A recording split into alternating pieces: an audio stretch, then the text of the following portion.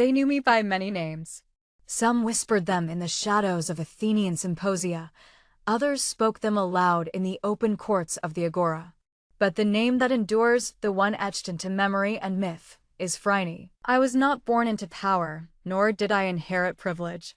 I was born in Thespiae, where my name at birth was Nezarete, she who remembers virtue. A strange irony, perhaps, for one who would later be judged by men for my profession and praised by poets for my beauty. Life, however, is seldom shaped by names. It is shaped by the choices we make, and I chose to live freely. I came to Athens not with gold or lineage, but with my face, my form, and a mind sharpened by survival. I became a hetaira, not merely a courtesan, but a companion, a conversationalist, a woman who mingled with philosophers and sculptors, who could quote Sappho as easily as she could enchant with a glance. Men desired me, yes, but they also feared me, for I was not a slave, nor a wife, nor a woman bound by the rules they wrote. I was my own. I walked unescorted. I earned my wealth and kept it. I owned my home and paid for temples to the gods.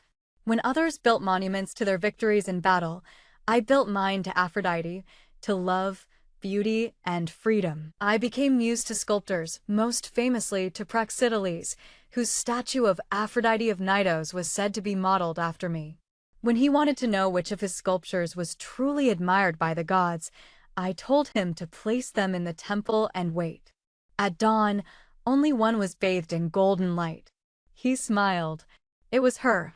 It was me. But let none say I lived untouched by the claws of judgment. I remember well the day I was brought before the Areopagus, accused of impiety, a charge as deadly in Athens as treason.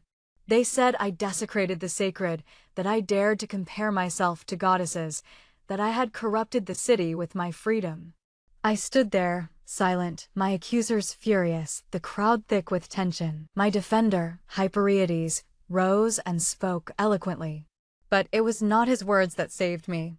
It was when he, so the stories say, tore away my robe and exposed my body to the judges, saying, "Will you condemn to death this living image of Aphrodite herself?" It was not merely my body that saved me, but what it symbolized: divine beauty, unapologetic womanhood, the eternal tension between mortal flesh and godly grace. They could not kill me, for to do so would be to strike against the gods themselves. After that, I was untouchable.